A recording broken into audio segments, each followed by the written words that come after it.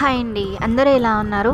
బాగున్నారా? నేనైతే బాగున్నానండి. ఈరోజు ఒక మంచి వ్లాగ్తో మళ్ళీ మీ ముందుకు వచ్చేస్తాను. అది ఏంటి అంటే, మేము మొన్న సంక్రాంతి ఫెస్టివల్కి మా ఊరికైతే వెళ్ళామండి, అమ్మ వాళ్ళ ఇంటికి. ఇంకా వెళ్ళినప్పుడు మమ్మీ మా కోసం అయితే స్పెషల్గా కట్టెల పొయ్యి మీద పులావ్ చేస్తారు, దానిలోకి మటన్ కర్రీ చేస్తారు, గోంగూర రొయ్యల కర్రీ చేస్తారు. అయితే ఈరోజు వ్లాగ్ ఏంటి అంటే, కట్టెల పొయ్యి మీద బగారా రైస్ని అంటే పులావ్ ఎలా చేసుకోవాలనేది ఈరోజు ఈ వీడియోలో క్లియర్గా చూపిస్తాను.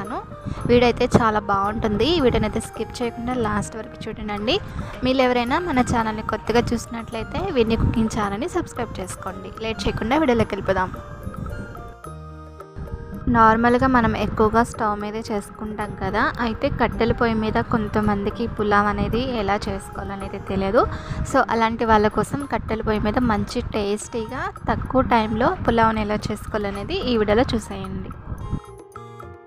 ఇక్కడ మేము రైస్ వచ్చేసి ఈ గ్లాస్తో 2.5 గ్లాసులు రైస్ని అయితే తీసుకున్నామండి. ఇంకా బియ్యాన్ని అయితే ఫస్ట్ శుభ్రంగా క్లీన్ చేసుకోవాలి. ఒక 2-3 టైమ్స్ రైస్ని అయితే శుభ్రంగా కడిగేసుకొని ఒక హాఫ్ అన్ అవర్ లేదా 1 అవర్ పాటు రైస్ని నానబెట్టుకోవాలి. ఇలా మనం పులావ్ చేసుకునేటప్పుడు బియ్యంని నానబెట్టుకుంటే మనకి ఆ బియ్యం అనేది చక్కగా నాని రైస్ అనేది త్వరగా కుక్ అయిపోతుంది. అలాగే మనకి రైస్ కూడా చక్కగా ఉడికిస్తుంది అనమాట. సో కంపల్సరీగా ఇలా మనం బిర్యానీ చేసుకునే ముందైనా, పలావ్ అయినా, ఇలా చేసుకునే రైస్ ఐటమ్స్ ఏవి చేసుకునేటప్పుడైనా మనం ముందుగా ఇలా బియ్యాన్ని నానబెట్టుకోవాలి.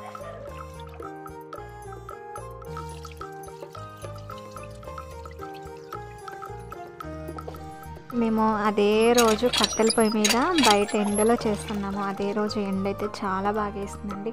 పాప మమ్మీ అయితే ఎండలో మా కోసం కష్టపడి కట్టెల పొయ్యి అయితే పలవా చేశారు, కానీ చాలా టేస్టీగా వచ్చింది.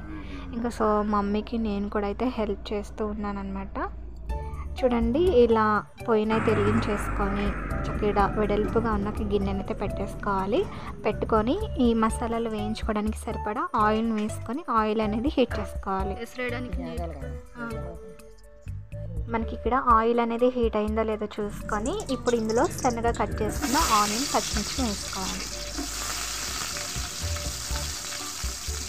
ఆనియన్, పచ్చిమిర్చి వేసుకొని వీటిని ఫ్రై చేసుకోవాలి.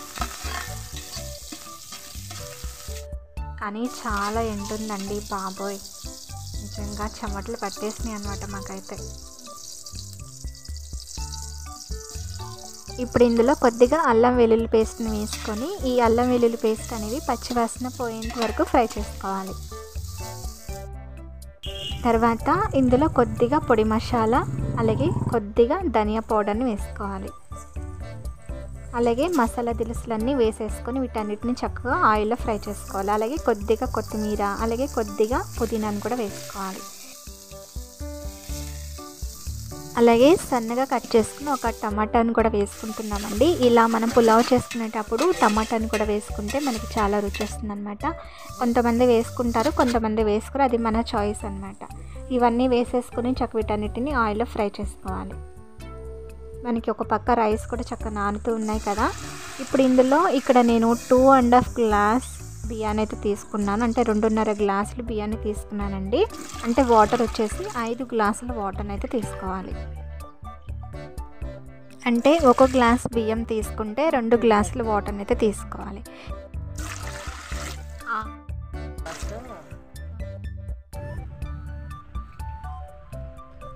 ఇలా వాటర్ని పోసేసుకున్నాక మన రైస్కి సరిపడా, అంటే టేస్ట్కి సరిపడా సాల్ట్ని అయితే వేసేసుకొని ఒకసారి బాగా మిక్స్ చేసుకొని ఎసరిని బాగా కాగనిచ్చుకోవాలి. చూడండి, మనకి ఎసరు అనేది బాగా మసులుతూ ఉంది. మనకి ఎసరు అనేది ఎంత బాగా కాగితే అంత త్వరగా కుక్ అయిపోతుంది అనమాట. చూడండి, ఇలా ఈ విధంగా కాగిన తర్వాత మనం ముందుగా నానబెట్టుకున్న రైస్ ఉన్నాయి కదా, అవి కొద్ది కొద్దిగా ఇందులో వేసేసుకోవాలి. మనకి ఆల్రెడీ ఎసరు అనేది బాగా కాగింది, అలాగే రైస్ కూడా మనకి చక్కగా నానే కాబట్టి త్వరగా కుక్ అయిపోతుంది. అలాగే రైస్ కూడా ముక్కలు ముక్కలుగా లేకుండా చక్క పొడి పొడిగా చాలా బాగా వస్తుంది అనమాట. సో కంపల్సరీగా మీరు కూడా ఇలా ట్రై చేయండి. ఇలా రైస్ మొత్తం వేసేసుకున్న తర్వాత గరిటతో మొత్తం అంతా ఒకసారి బాగా మిక్స్ చేసుకొని మూత పెట్టేసి పొయ్యి అనేది లోపల పుల్లలు అనేవి ఏమీ ఉండకూడదండి. సన్నని మంట పెట్టుకొని చక్క రైస్ని మగ్గించుకోవాలి. పైన మూత పెట్టేసి ఏదన్నా కొంచెం బరువుగా ఉన్నదైతే పెట్టేసుకొని ఒక 10-15 నిమిషాల పాటు రైస్ని అయితే మగ్గించేసుకోవాలి. మధ్యలో ఒకసారి మూత తీసి ఇలా కలుపుకుంటూ ఉండాలండి.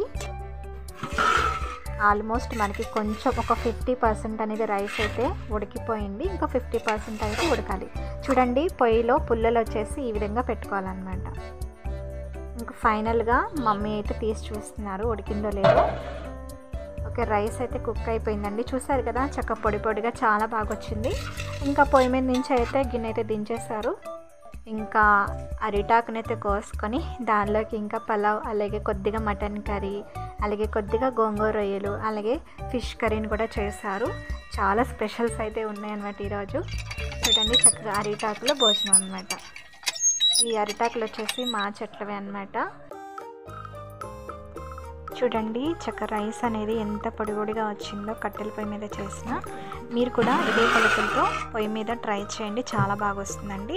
సో ఇంకా మేము ఆకులు అయితే భోజనం అయితే పెట్టేసుకుంటున్నాము. హ్యాపీగా ఎంజాయ్ చేస్తాం అనమాట.